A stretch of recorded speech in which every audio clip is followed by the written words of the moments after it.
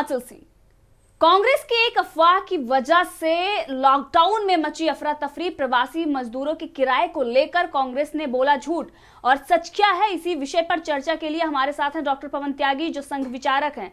Sir, आपका बहुत बहुत स्वागत हमारे चैनल पर। जी नमस्कार सर। जिस तरीके से कांग्रेस मजदूरों के किराए को लेकर झूठ बोल रही है, उसका कहना है कि कांग्रेस इन किराए को कांग्रेस देगी, क्या इसका सच है? क्या कांग्रेस सच में इन किराए को पे कर रही है जो मजदूर जा रहे हैं? क्योंकि गृह मंत्री ने साफ कर दिया, रेलवे ने साफ कर दिया कि जो 85% किराया है वो केंद्र सरकार देगी और 15% है वो राज्य सरकार देगी। तो कांग्रेस ये झूठ क्यों फैला रही है कि वो कांग्रेस पे कर रही है? क्या वो सच में पे कर रही है या इसके पीछे भी कोई राज है? देखिए, जब ये राज्यों में लॉकडाउन हुआ जी, उसके बाद कुछ मजदूर ऐसे थे जहां राज्य उनकी व्यवस्था ठीक से नहीं कर पाए, या कुछ लोगों को लगा के गांव में, क्योंकि अब फसल कटने का टाइम है तो उनको ऑलरेडी घर जाना ही था और इसलिए उनको ज़रूरत महसूस हुई, जिनके पास खेती है या गांव में वो मजदूरी करते हैं इन दिनों में। बहुत सारे यूपी बिहार के एरिए के ऐसे मजदूर हैं जो शहरों में छोटा मोटा काम करते हैं, लेकिन अप्रैल के महीने में और मई के महीने में क्योंकि फसल कटाई होती है तो वो गांव की तरफ कूच कर जाते हैं और वहां वो खेती से कटाई करके साल भर का अपना गेहूं जुटा लेते हैं, मजदूरी करते हैं, इसीलिए उनको जाना भी था। तो ऐसी स्थिति में राज्य में कुछ लोग पैदल चल पड़े थे अपने गांव की तरफ। उन दृश्यों को देखकर बहुत सारे राजनीतिक दलों ने, अनेक राज्यों के मुख्यमंत्रियों ने केंद्र से आग्रह किया था कि ये जो मजदूर हैं, ये क्योंकि करोड़ों की संख्या में हैं, एक दूसरे राज्य में जाना चाहते हैं, अपने घर वापसी करना चाहते हैं, तो इनके लिए ट्रेन चलाई जाए। क्योंकि बसों की व्यवस्था अगर करें तो नीतीश कुमार जी ने जैसा एक अनुमान बताया कि हमारे बिहार के लोग महाराष्ट्र में और बाकी दिल्ली में जो हैं, अगर पूरे वो मजदूर आना चाहते हैं, जिन लोगों ने संपर्क किया है उनकी संख्या 1.5 लाख से ऊपर है, तो उनके लिए अगर बस और रेल बसों की व्यवस्था की जाए, उन्होंने बताया करोड़ों में है जिनके लिए लगभग 1.5 लाख बसों की जरूरत पड़ेगी। क्योंकि लॉकडाउन का समय है, डिस्टेंसिंग करना है सोशल, तो एक बस में एक सीट छोड़कर एक को बिठाना है। जब उनके पास जो आग्रह आए अनेक राज्यों से कि हम वापस आना चाहते हैं, उस बेस पर एक डाटा केंद्र सरकार को सौंपा कि ये जो मजदूरों की संख्या है ये कहीं कहीं लाख और कहीं कहीं करोड़ों में है, तो जिसके कारण उनको वापसी लाने के लिए अगर बसों की व्यवस्था की जाए, तो बिहार के मुख्यमंत्री नीतीश कुमार ने जो पत्र लिखा केंद्र को, उन्होंने लिखा कि लगभग हमें 1.5 लाख बसों की जरूरत पड़ेगी जो हमारे पास नहीं है, इसलिए ट्रेन चलाई जाए। और इस आग्रह को जब कई राज्यों से आग्रह आया तो यह तय किया गया कि कुछ ट्रेन श्रमिक स्पेशल के नाम से चलाई जाएंगी, जो निश्चित स्टेशन से चलेंगी और निश्चित स्टेशन पे ही रुकेंगी। वो स्टेशन होंगे जहां पूरी तरह स्कैनिंग करने की सुविधा होगी, यात्रियों के कोरोना जांच करने की सुविधा होगी, और उन राज्यों से जहां जिस राज्य से वो चलेंगे श्रमिक, उन राज्यों से भी उनको जांच करने के बाद ही भेजा जाएगा। इस बात के चलने के बाद एक व्यवस्था बनाई गई केंद्र सरकार के पहल के बाद। यह हुआ कि हर राज्य में एक नोडल अधिकारी तय किया गया, और यह हुआ कि वो नोडल अधिकारियों के जो टेलीफोन नंबर हैं वो सार्वजनिक किए गए अखबारों के माध्यम से, सोशल मीडिया के माध्यम से, और यह बताया गया कि जो भी राज्य के लोग हैं, किस राज्य के लोग हैं, वो किस नोडल अधिकारी से फोन पे बात करेंगे, और उसके माध्यम से एक रजिस्ट्रेशन किया जाएगा। मान लीजिए दिल्ली के नोडल अधिकारी का एक नंबर दिया है और बिहार के लोग ये बिहार जाना चाहते हैं, तो बिहार के नोडल अधिकारी बिहार वाले को कांटेक्ट करेंगे। दिल्ली का नोडल अधिकारी जो तय है, उनका अगर कोई महाराष्ट्र में व्यक्ति है और वो दिल्ली आना चाहता है तो वो दिल्ली के नोडल अधिकारी को फोन करेगा। उनके बाद उसकी पूरी डिटेल ली जाएगी मजदूर की, और उस डिटेल के बाद उनको एक नंबर दिया जाएगा जो रजिस्टर्ड हो गए, उनका रजिस्ट्रेशन नंबर, पूरी डिटेल, और फिर जिस राज्य में उनको जाना है, अगर शहर में जाना है तो वहां के प्रशासन को सूचना दी जाएगी, अगर वो व्यक्ति गांव जाना चाह रहा है तो गांव के प्रधान को सूचना दी जाएगी, ताकि उनको उतरने के बाद ट्रेन से सीधा 14 दिन का क्वारंटाइन किया जाए। तो ये पूरी एक व्यवस्था बनाई, नोडल अधिकारी तय हुए, और उसके बाद ये तय हुआ किराए की बात। तो किराए की बात जब आई तो किराए में यह तय हुआ कि केंद्र सरकार रेलवे मिनिस्ट्री उसका 85% किराया देगा और जो 15% है वो राज्य देगा।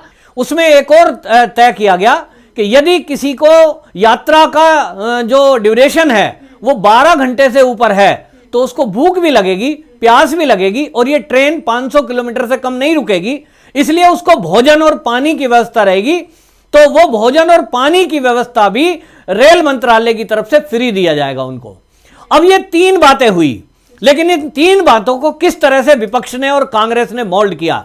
सबसे पहले जो सवाल उठाया वो उत्तर प्रदेश के समाजवादी के पार्टी के नेता अखिलेश यादव ने उठाया और उन्होंने कहा कि गरीबों से अगर ट्रेन का किराया वसूलना ही था तो पीएम केयर फंड में खरबों रुपया क्यों डलवाया लोगों से।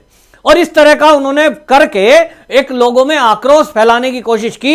लोगों ने सवाल उठाने शुरू कर दिए कि बात तो ठीक ही कह रहे हैं, लेकिन उन्होंने किसी को यह नहीं बताया कि भाई वो जो उत्तर प्रदेश के श्रमिक हैं अगर वो कहीं से आने जा रहे हैं तो 85% उसका केंद्र दे रहा है, तो आप सवाल किस पे उठा रहे हो। दूसरा, उससे बढ़ चढ़ के कांग्रेस ने भ्रम फैलाने की कोशिश की और कांग्रेस ने तो बाकायदा एक प्रेस विज्ञप्ति जारी की।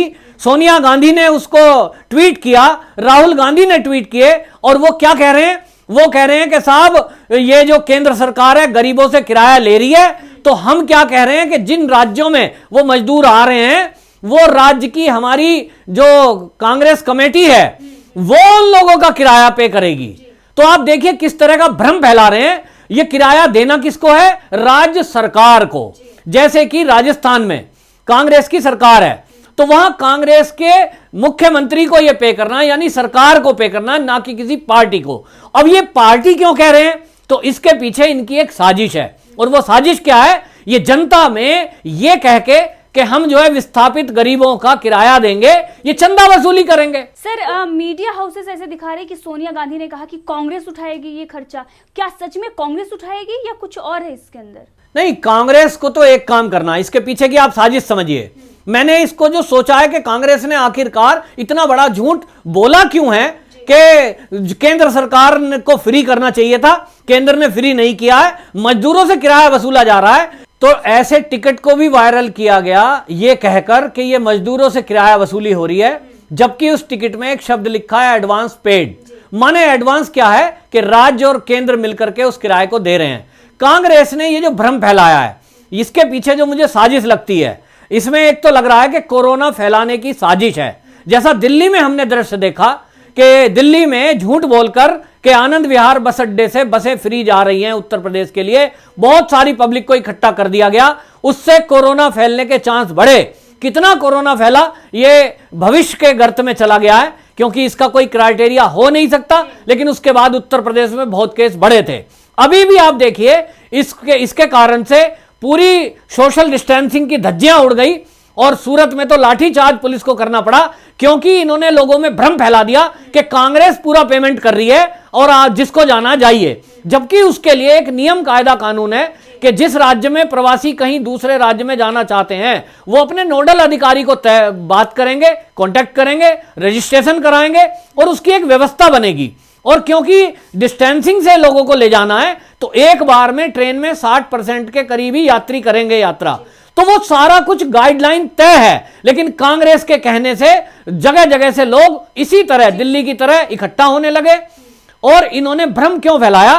क्योंकि एक तो कोरोना, नंबर 2 मुझे लगता है कि चंदा वसूली की इनकी साजिश है, क्योंकि वो पेमेंट करनी है राज्य सरकार को, लेकिन इन्होंने कहा कि कांग्रेस कमेटी पे करेगी। इस बात से ये चंदा भी वसूल सकते हैं कि भाई हमें पैसा देना है। अगर ये इतना देने वाले बनते हैं तो इनके राज्य में जो लोग रह रहे थे उनके खाने और पीने की अगर ठीक व्यवस्था करते तो वो क्यों छोड़ के जाते। और आपको बताऊं, ये जितने भी राज्यों के विस्थापित हैं उसमें कौन कौन है? महाराष्ट्र, केरल और राजस्थान। महाराष्ट्र में आप जानते हैं कांग्रेस समर्थित सरकार है, केरल में कम्युनिस्टों की सरकार है, राजस्थान में भी कांग्रेस की सरकार है। अगर ये कांग्रेस की सरकार जहां है तो राज्य अपना पेमेंट दे दे 15%, कांग्रेस कमेटी को देने की जरूरत कहां पड़ी है? तो ये एक भ्रम फैला रहे हैं और इस अफवाह फैलाने की साजिश है इनकी, जिससे कि लोगों में एक आक्रोश पैदा कर दें केंद्र के विरोध में, जबकि केंद्र 85% किराया दे रहा है। उस स्थिति में ये केंद्र सरकार के खिलाफ एक झूठी अफवाह चला रहे हैं। केंद्र को बदनाम करने की नीयत है, मजदूरों को भड़काने की नीयत है, ताकि मजदूर भड़क जाएं। उनको तो लग रहा है कि ट्रेन में हम ट्रेवल कर रहे हैं तो कांग्रेस हमारा किराया दे रही है, सोनिया मैडम किराया दे रही है। और किस तरह की प्रेस विज्ञप्ति वो जारी करते हैं कि सन 1947 के बाद पहली बार देश में ऐसे दृश्य दिखे हैं कि लोग पैदल पैदल 500 किलोमीटर जा रहे हैं, उनकी जेब में किराया नहीं है, उनको पेट में खाना नहीं है। तो ये कांग्रेस भूल गई कि सन 1947 में जो ये हालात पैदा हुए थे, ये इन्हीं के कारगुजारी थी, इन्हीं की वजह से सन 47 में बंटवारा हुआ। उसके बाद क्या ये भूल गए सन 1990 में कश्मीरी विस्थापित, जिनके पेट में भोजन नहीं था, जिनकी जेब में पैसे नहीं थे, जिनकी आबरू लूट ली गई, जिनको खड़े होकर कत्लेआम कर दिया गया, कांग्रेस एक शब्द नहीं बोली। क्या उस समय बोली थी? ये बिल्कुल नहीं बोली। और इस तरह विस्थापित लोग जो हुए, ये बातें करती है सन 1947 को याद दिलाकर। आज के जो दृश्य बन रहे हैं, ये क्यों गए लोग दिल्ली छोड़कर, क्यों जा रहे हैं कांग्रेस समर्थित राज्यों को छोड़कर? क्योंकि वहां उन लोगों को ना तो कोई खाने को ठीक व्यवस्था हुई। आप बताइए, मैं उत्तर प्रदेश से हूं, मैं उत्तर प्रदेश में एक भी मुझे कोई ऐसा बंदा नहीं मिला कि जो उत्तर प्रदेश छोड़ करके किसी अन्य राज्य में गया हो। कारण मैंने खुद अपनी आंखों से देखा है कि नगर निगम के लोग, प्रशासन के लोग 2 समय का भोजन, और वो उत्तम क्वालिटी का भोजन, मतलब वहां प्रशासन के लोग उस भोजन को खुद कर रहे हैं। इतनी क्वालिटी का भोजन उनको सुबह दिया जा रहा है छोला कुलचा, तो शाम को दी जा रही है पूड़ी सब्जी, और वो पूड़ी सब्जी भी चेंज करके। तो इतनी अच्छी क्वालिटी है कि उसको अधिकारी भी भोजन को खा सकते हैं और खा रहे हैं। यहीं दूसरे राज्यों में देख लीजिए, वो कहते हैं 4-4 घंटे की लाइन लगती है और एक खिचड़ी मिलती है। खिचड़ी को कितना खाएं? 40 दिन हो गए खाते खाते। भाई उसके लिए भी लाइन 40 घंटे इस धूप में 4 घंटे लगानी पड़ रही है, इस कड़ी धूप में। दूसरी तरफ योगी जी ने वही भोजन, जो छोले कुलचे हैं, पूड़ी सब्जी है, वो घर में पहुंचाया है, उनको कैश की सुविधा दी है। जब एक मजदूर को घर बैठे 2 समय का भोजन मिल जाएगा, और वो भी स्वादिष्ट भोजन मिल जाएगा, जितने मेंबर हैं उतने पैकेट मिल जाएंगे, तब वो छोड़कर क्यों जाएगा? क्योंकि उसके खाते में भी 1000 कैश आ चुका है, उसको गैस फ्री मिल चुकी है, उसकी जो पत्नी होगी, महिलाओं को 500 रुपए मिल चुके हैं, उनको दवाई घर में प्रशासन पहुंचा रहा है। अगर किसी का गैस सिलेंडर खाली हो गया है तो पुलिस को 112 नंबर कॉल करिए, आपके घर में गैस का सिलेंडर आ रहा है। प्रशासन की ड्यूटी लगाई हुई है, योगी जी सेवा में लगे हैं, घर में आपको सुविधा मिल रही है, तो राज्य छोड़कर क्यों जाएंगे? और इसलिए उत्तर प्रदेश से कोई नहीं गया। ये जो अन्य राज्य से गए हैं, वहां अव्यवस्था के कारण से गए हैं, या मैंने जैसा कहा खेती की वजह से गए हैं। अगर खेती की वजह से गए हैं, जो लोग खेत किसान वाले लोग हैं, उनकी व्यवस्था केंद्र ने की है। उसके बावजूद ये कांग्रेस की एक सोची समझी राजनीति है, साजिश है। और मैं ये कहूंगा कि ये जो झूठ कांग्रेस ने फैलाया है, ऐसा कोई मोदी जी कानून लाएं कि इस तरह का झूठ फैलाने वाले, भ्रम फैलाने वाले लोगों के खिलाफ भी सख्त कार्रवाई हो। जी, यहाँ पर कांग्रेस किस तरीके से राजनीति कर रही है, उसको जो मजदूर है उनकी सुरक्षा की परवाह नहीं है, उसको सिर्फ और सिर्फ राजनीति करनी है। इस समय ये दिखाना है कि यहाँ पर मैं विपक्ष हूँ, और आज उनका वजूद तो खत्म हो गया, अपना वजूद को दिखाने के लिए कि कांग्रेस पे कर रही है। लेकिन जो इसके पीछे की साजिश थी, हमने आपको जिस तरीके से सर ने बताया कि 85% केंद्र दे रही है, 15% राज्य दे रही है, उसके बावजूद भी इन्होंने अफवाह फैलाई, क्योंकि इनको मजदूरों की फिक्र नहीं है, इनकी सिर्फ और सिर्फ राजनीति करने की मंशा होती है। और हर कोई भी फैसला आता है केंद्र का तो उस पर ये सवाल खड़े करते हैं, और जिस तरीके से इन्होंने ये अफवाह फैलाई है, उसका जवाब भी जनता इनको देगी। आपके चैनल के माध्यम से अंत में एक बात और ऐड कर देता हूं कि कांग्रेस की किसी अफवाह पे ना जाएं। यदि किसी विस्थापित को जाना है, तो जिस तरह से मैंने प्रारंभ में कहा, नोडल अधिकारी तय किए गए हैं राज्य वाइज, वो अपने राज्य के नोडल अधिकारियों को गूगल पे भी ढूंढ सकते हैं, और वो जो है वहां के डीएम से भी पता कर सकते हैं। नोडल अधिकारी को संपर्क करेंगे, उसके बाद रजिस्ट्रेशन करेंगे, आपका नंबर आएगा। जब आपका जिस दिन नंबर आएगा, आपके हिसाब से ट्रेन उपलब्ध होगी। 1 भी रुपया किसी श्रमिक को नहीं देना है। 15% राज्य देगा, चाहे वो कोई भी राज्य हो, और 85% केंद्र सरकार माने मोदी सरकार देगी। मजदूर को 1 भी रुपया नहीं देना है। तो किसी कांग्रेस के बहकावे में ना आए, ना तो किसी को चंदा दें इस नाम पर, ना भ्रम फैलाएं, और अफरा तफरी ना मचाएं। जैसे स्टेशन में पहुंच गए बहुत सारे लोग, ऐसा जाने की जरूरत नहीं है। रजिस्ट्रेशन होने के बाद व्यक्ति के पास, मजदूर के पास खुद से प्रशासन की तरफ से फोन आएगा कि आपकी ट्रेन कितने बजे और कब कौन से स्टेशन से मिलेगी। वहां तक भी बस ले जाने की व्यवस्था है। राज्य सरकार की तरफ से आदेश है कि राज्य की बस उस स्टेशन तक उस यात्री को छोड़ेगी। जी सर, एक सवाल मैं और आपसे जाते जाते करूंगी कि अगर कोई जैसे गुजरात में रह रहा है, अगर वो कहीं बिहार या दिल्ली बिहार जाना चाह रहा है, तो वहां से वो कैसे जो आए, वो प्रोसेस क्या है पूरा? वही प्रोसेस मैंने बताया कि हर राज्य का एक नोडल अधिकारी तय किया गया है। गूगल पे उनके नाम और फोन नंबर उपलब्ध हैं। आप अपने, जैसे मान लिया गुजरात का आपने उदाहरण दिया, गुजरात में जिस भी जिले में आप रहते हैं वहां जाइए, हर डीएम के पास वो लिस्ट है। पुलिस को फोन कर सकते हैं। लॉकडाउन जहां है, रेड जोन है कहीं, पुलिस को फोन करिए और उससे जानकारी लीजिए कि मेरे को मेरे राज्य का नोडल अधिकारी का फोन नंबर चाहिए। तो वो प्रशासन आपको फोन पे ही आपके राज्य का नोडल अधिकारी, यानी बिहार वालों को बिहार का नंबर मिल जाएगा। अब उस राज्य के नोडल अधिकारी को आपको कॉल करनी है कि मैं गुजरात के इस शहर या इस गांव में हूं, इतने परिवार के सदस्य हैं और मेरा गांव बिहार में फला जिले में पड़ता है। पूरी डिटेल बतानी है, अपना आधार नंबर बताना है और ये डिटेल आपकी नोट हो जाएगी।